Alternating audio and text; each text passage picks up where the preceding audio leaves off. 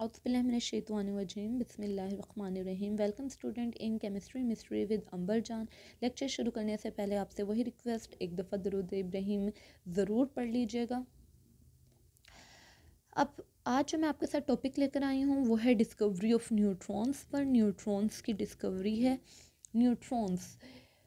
Neutrons की discovery के पीछे एक बहुत ही मज़े की स्टोरी है। इसमें कहा जाता है कि जो हमारे इलेक्ट्रॉन्स और प्रोटॉन थे वो 1886 तक डिस्कवर हो चुके थे। हम उनकी जो प्रॉपर्टीज़ थी वो टिल 1895 यानी 1895 तक, after 11 year of their discovery, वो क्लियर हो चुकी थी, यानी हमें उनकी प्रॉपर्टीज़ भी समझ आ चुकी थी। लेकिन 1895 से लेकर 1932 तक, 1895 यानी 95 के बाद आप कह लें हमारी न्यू सेंचुरी शुरू हुई। 5, 15, 25 आप कह सकते हैं कि 31 से 35 साल तक हम इसी ख्वाबो ख्याल में थे कि हमारा जो एटम है वो सिर्फ़ और सिर्फ इलेक्ट्रॉन या सिर्फ प्रोटॉन से बना है।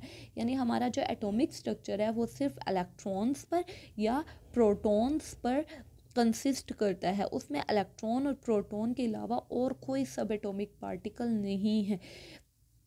यानी न्यूट्रॉन का तो उस वक्त कॉन्सेप्ट ही नहीं था। लेकिन फिर हमारे एक साइंटिस्ट हैं जिनका नाम है रदरफोर्ड, उन्होंने 1920 में इस बात को बस प्रिडिक्ट किया था। यानी आप कह सकते हैं जैसे इलामा इकबाल ने एक कॉन्सेप्ट दिया था ना कि मुसलमानों के लिए एक सेपरेट स्टेट होनी चाहिए जहाँ पर वो अपने असूलों को, अपने मजहबी असूलों को फॉलो कर सकें। सेम इसी तरह रदरफोर्ड ने 1920 में एक बात की थी। उन्होंने सिंपल कहा था कि आई डोंट नो, लेकिन मैसेज जो है वो सेटिस्फाई नहीं होते। सिर्फ प्रोटॉन, ये बात कह देना कि जो हमारे वो कहते थे कि कुछ ना कुछ न्यूट्रल पार्टिकल मौजूद हैं इस एटॉमिक स्ट्रक्चर में, यानी इलेक्ट्रॉन प्रोटॉन के अलावा भी कुछ स्ट्रक्चर्स मौजूद हैं जो इनके मैसेज जो हैं वो इक्वल हैं प्रोटॉन के मैसेज से। जिनके मैसेज किसके इक्वल हैं? प्रोटॉन के मैसेज के इक्वल हैं, और वो एटम में पाए जाते हैं, और वो एटम के अंदर पाए जाते हैं। तो फिर 1932 में इस बात को वेरीफाई करने वाले जो हमारे साइंटिस्ट थे जिनका नाम था चैडविक,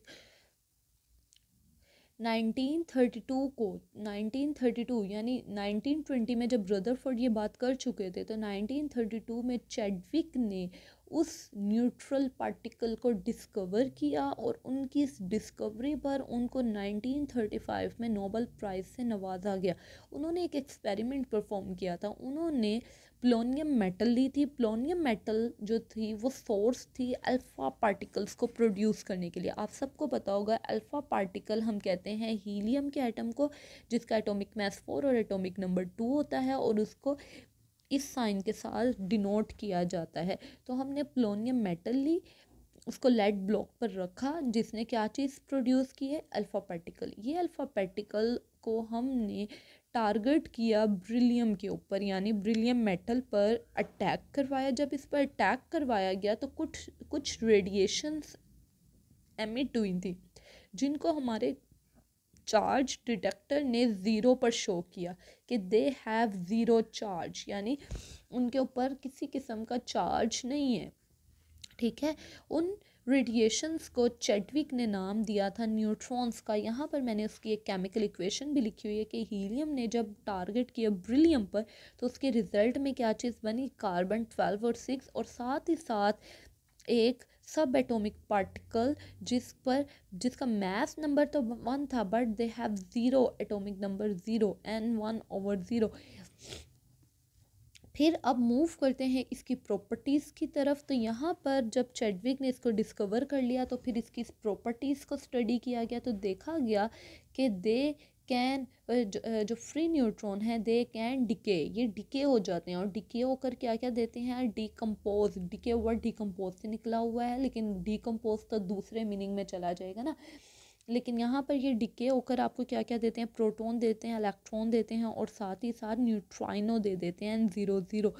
फिर हमें पता चला कि हमारी जो कैथोड रेज थी, मैंने आपको बताया था they can ionize a gas, gas को आयनाइज कर देती हैं। उनकी आयनाइजेशन की वजह से ही किसकी डिस्कवरी हुई थी? अगर आप लोग अपने रिमाइंड करें तो याद हो को जब कैथोड रेस ने गैस को आयनाइज किया था तो उनकी डिस्कवरी की वजह से किस चीज़ की डिस्कवरी थी? पॉजिटिव रेस की डिस्कवरी हुई थी। लेकिन हमारे जो न्यूट्रॉन हैं they can't ionize a gas को आयनाइज नहीं कर सकते, but they have high penetrating power, इनकी पेनिट्रेटिंग पावर बहुत ज़्यादा है।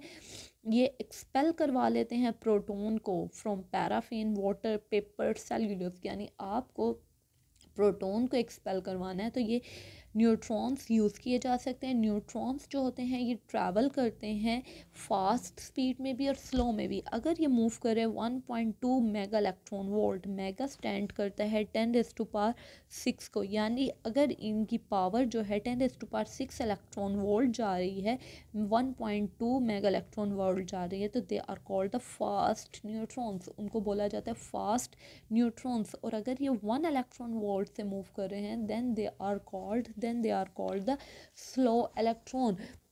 स्टडी से पता चला कि हमारे जो स्लो इलेक्ट्रॉन्स होते हैं they are more effective for fission purpose, यानी जब फिशन रिएक्शंस करवा रहे होते हैं ना, यानी तुड़वा रहे होते हैं चीज़ों को, तो हमारे स्लो न्यूट्रॉन्स जो हैं they prove more effective as compare to the fast neutrons. Fast neutron की निस्बत हमारे स्लो इलेक्ट्रॉन जो थे वो बहुत ज़्यादा इफ़ेक्टिव माने गए। They can use as a projectile, ये प्रोजेक्टाइल के तौर पे भी यूज़ किए जाते हैं। दे कैरी न्यूक्लियर रिएक्शंस, इनसे न्यूक्लियर रिएक्शंस भी कैरी किए जाते हैं, जैसे मैंने ऊपर बताया फिशन रिएक्शंस आप करवा सकते हैं। जो फास्ट न्यूट्रॉन होते हैं वो इजेक्ट करवाते हैं। जब भी फास्ट न्यूट्रॉन किसी भी नाइट्रोजन के न्यूक्लियस पर बम्बार्डमेंट करता है तो याद रखिए कि फास्ट न्यूट्रॉन्स, ये आपको एमसीक्यूज भी आ सकता है कि फास्ट न्यूट्रॉन जो होते हैं वो क्या इजेक्ट करवाते हैं? They always eject alpha particle, ये अल्फ़ा पार्टिकल्स को इजेक्ट करवाते हैं। जबकि स्लो मूविंग जो न्यूट्रॉन्स होते हैं, यहाँ पे मैंने वर्ड इलेक्ट्रॉन लिख दिया है, यहाँ पे वर्ड न्यूट्रॉन आएगा। तो स्लो मूविंग न्यूट्रॉन जो होते हैं वो हमेशा गैमा और बीटा पार्टिकल्स को इजेक्ट करवाते हैं। आपको याद हो गया होगा कि मैंने कहा है कि फास्ट मूविंग इलेक्ट्रॉन इजेक्ट करवाते हैं अल्फ़ा पार्टिकल। तो जब फास्ट मूविंग न्यूट्रॉन्स को नाइट्रोजन पर बम्बार्ड किया जाता है तो इनकी बम्बार्डमेंट से बोरोन बन रहा होता है और साथ ही साथ एक अल्फ़ा पार्टिकल जो है वो इजेक्ट हो रहा होता है। अगर स्लो मूविंग न्यूट्रॉन देखे जाएं तो ये हिट करते हैं कॉपर पर और गैमा रेज को एमिट करते हैं। कॉपर 66 जो है, कॉपर Cu66/29 चेंज हो जाता है इनटू जिंक में। यहाँ पर मैंने उसके रिएक्शन भी लिखे हुए हैं कि कॉपर 65 उसका मास है, 29 एटॉमिक नंबर है। जब इस पर एक स्लो मूविंग न्यूट्रॉन अटैक करता है तो क्या बन रहा होता है?